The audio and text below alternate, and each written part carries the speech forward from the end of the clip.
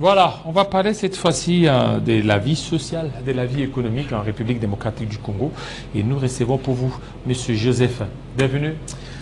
Merci, Monsieur David. Joseph Mbenza. Mbenza, bien sûr. Voilà, de l'UDPS. De l'UDPS. Voilà. Le seul vrai parti politique. Le seul vrai parti. En République démocratique du Congo. Voilà. Donc, je salue le secrétaire général Augustin Kabouya, président intérimaire de notre parti. Nous soutenons la démarche du chef de l'État en ce qui concerne la révision constitutionnelle, parce que le secrétaire général Augustin Kabouya en avait déjà donné l'écho. Nous sommes en train de sensibiliser. Vous soutenez la révision constitutionnelle? La révision ou les changements? Cela va de soi parce qu'il y a une commission qui sera créée sous peu. Et c'est cette commission-là que nous souhaitons qu'il soit représentative, qui donnera des orientations s'il faut changer ou bien réviser la Constitution.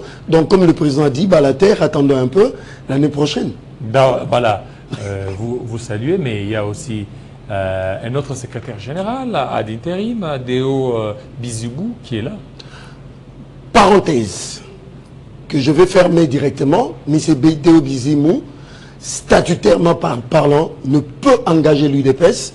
Le seul et vrai qui peut engager l'UDPS, c'est le secrétaire général Augustin Kabouya. Alors aujourd'hui, l'UDPS veut qu'il y ait révision, changement de la Constitution, mais l'UDPS elle-même ne respecte pas ses propres statuts. Il y a une violation en violation de ces statuts. Aujourd'hui, l'UDPS veut certainement qu'il y ait changement de la Constitution. Non. L'UDPS, la Constitution n'est pas bonne. Il y a eu seulement de la manipulation autour de cette crise inutile au niveau de l'UDPS. Les articles 17 et 30 vont se pesant d'or, qui établit clairement les responsabilités de chaque organe et du directoire du parti, qui établit clairement, donc il n'y a pas amalgame là-dessus. Nous n'avons violé aucune disposition de notre statut, donc l'IDPS est sur une bonne voie et le secrétaire général Augustin Kabouya gère bien le parti selon les statuts, donc il n'y a pas de violation, sauf qu'il y a des mécontents. Partout il y en a, nous comprenons leur frustration, mais nous ne pouvons pas détruire notre parti. Donc nous appelons tous les enfants de l'IDPS à l'unisson derrière le secrétaire général Augustin Kabouya pour la bonne marche de notre parti. Voilà, pour la bonne marche du parti. Alors, pour vous, donc, vous vous inscrivez dans les chemins de l'UDPS par rapport à la révision constitutionnelle, mais il y a un problème au niveau économique en République démocratique du Congo. La situation économique est un peu déplorable. La situation économique, lorsque vous essayez beaucoup plus de voir les taux d'inflation, il y a beaucoup de choses à pouvoir refaire, ce qui entraîne aussi le social qui devient de plus en plus difficile au niveau du peuple congolais. Je suis tout à fait d'accord, ça c'est une réalité. Mais lors du 6e Conseil de ministres, le président de la République... Jocelyn, si vous pouvez mettre la thématique sur le social. Le président de la République avait donné des instructions à son Excellence, Madame la Première ministre, qui d'ailleurs demain, elle va faire la déclinaison de son programme qui sera axé essentiellement sur le social, parce qu'il y a une grande quantité qui est réservée pour le social. Je suis convaincu que demain, le peuple congolais dans son ensemble se retrouvera dans ce programme, parce que c'est un budget qui a été élaboré en état record en 2 mois. Alors, les instructions de Madame la Première ministre ont été données clairement à son Excellence, Monsieur le Vice-Premier ministre, ministre de l'économie. Ici, je cite M. Koko Samba, qui est un monsieur honnête, rigoureux, un monsieur digne de confiance, un monsieur de valeur, pour donner des facilitations aux importateurs de produits pétroliers, parce que le carburant, c'est l'élément moteur d'une économie.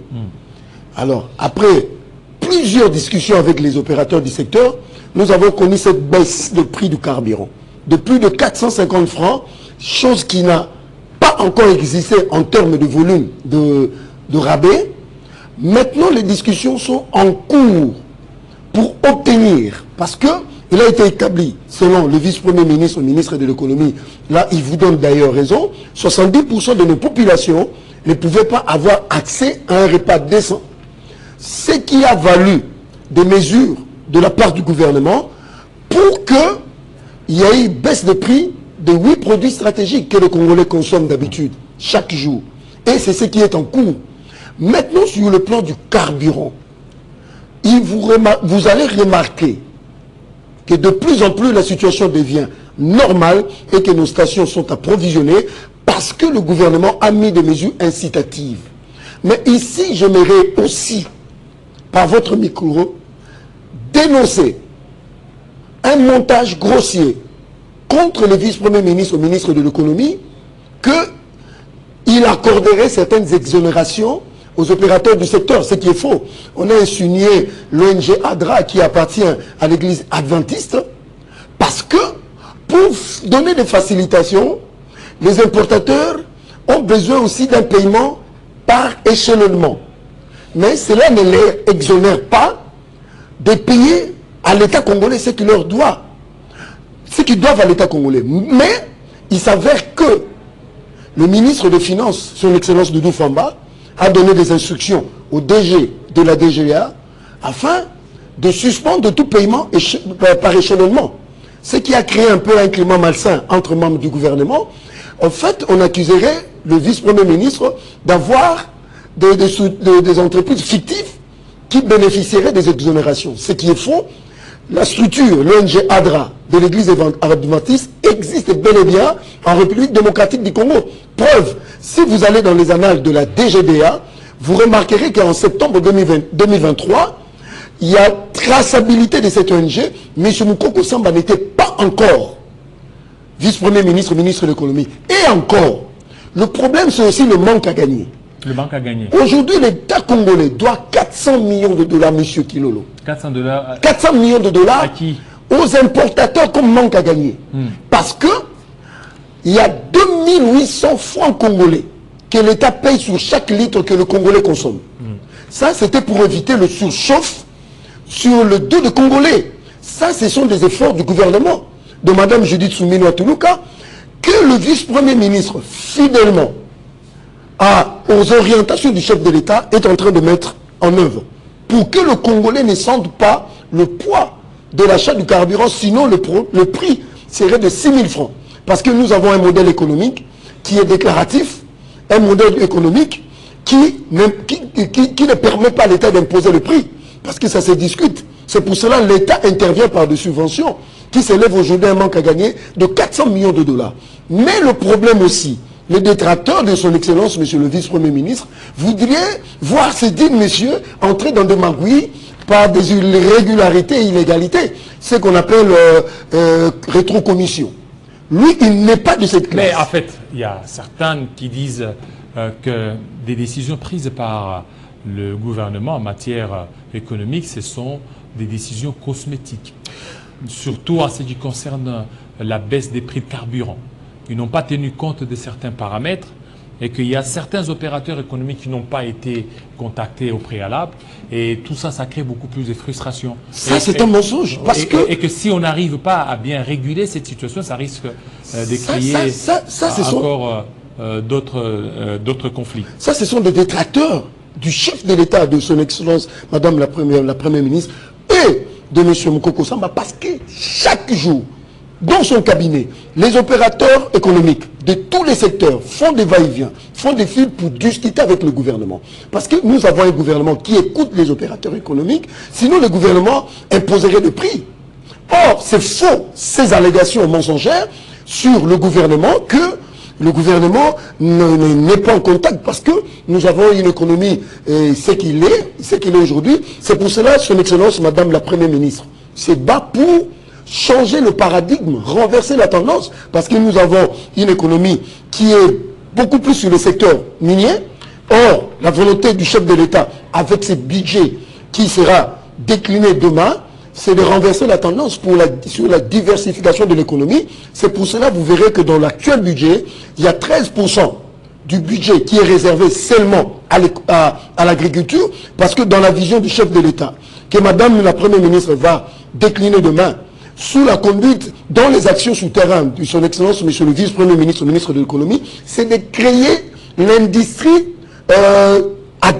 sur l'agriculture. Vous voyez, parce que le besoin de la RDC, c'est 13 millions de tonnes. Or, 13 millions. Or, à peine, nous sommes qu'à 3 millions de tonnes. Donc, il y a un gap important. C'est pour cela que de gros investissements sont prévus dans ce budget que nous saluons. Donc, c'est pour dire même pour les opérateurs économiques des autres secteurs, il y a des discussions en cours. Pour que, parce que vous savez pas, vous savez, monsieur le journaliste, l'État s'est désengagé de plus de 22% de ce qui lui revenait comme taxe. Donc pourquoi les gens disent que le gouvernement ne parle pas avec des opérateurs économiques? Il faut vérifier les informations. Ça, ce sont des allégations mensongères. Les gens parlent de populisme, mais c'est faux. Parce que même dans la structure de prix, là où est le combat de son excellence, monsieur le vice-premier ministre, ministre de l'économie, parce qu'il y a certaines structures, certains paramètres. Donc, en fait, dans l'économie, il y a les agrégats et les paramètres. Mais il faut savoir aussi dans la structure de prix. Mais il y a d'autres éléments qui entrent là-bas, dont le gouvernement s'est dit, mais il faut enlever ça, parce que ça profite à quelques-uns. Ici, je vais ouvrir une parenthèse qui fera l'objet d'une émission prochaine.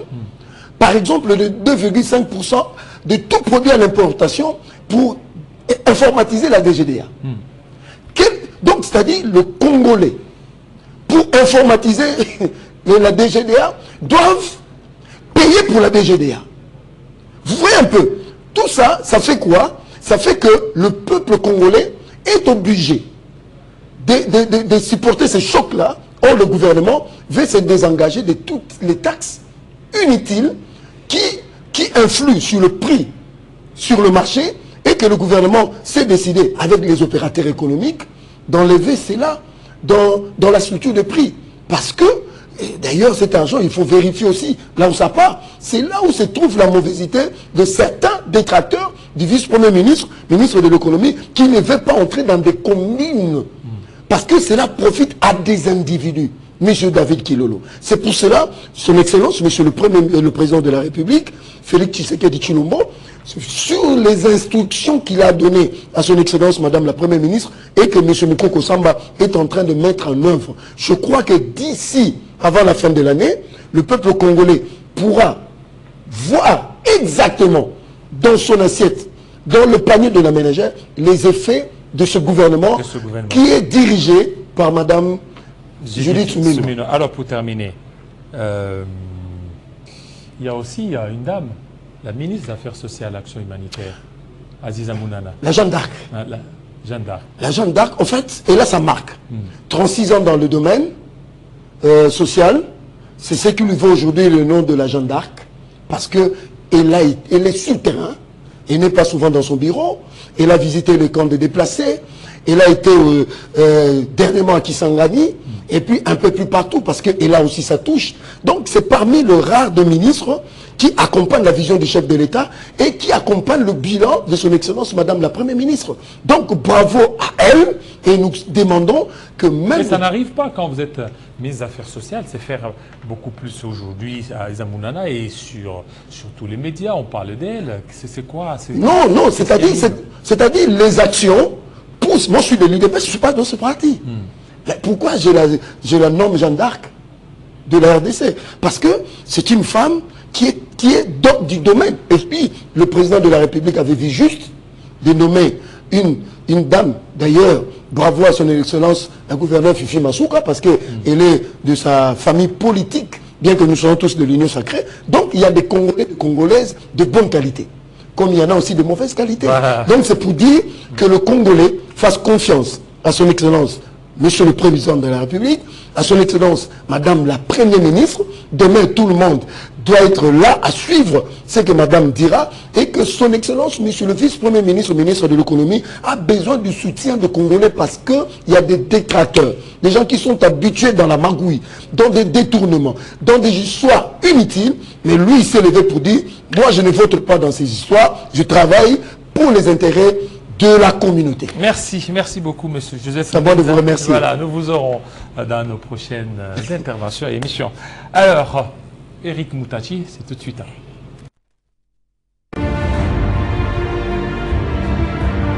Nous sommes une promesse et un défi. Nous sommes une perspective congolaise sur l'Afrique et le monde.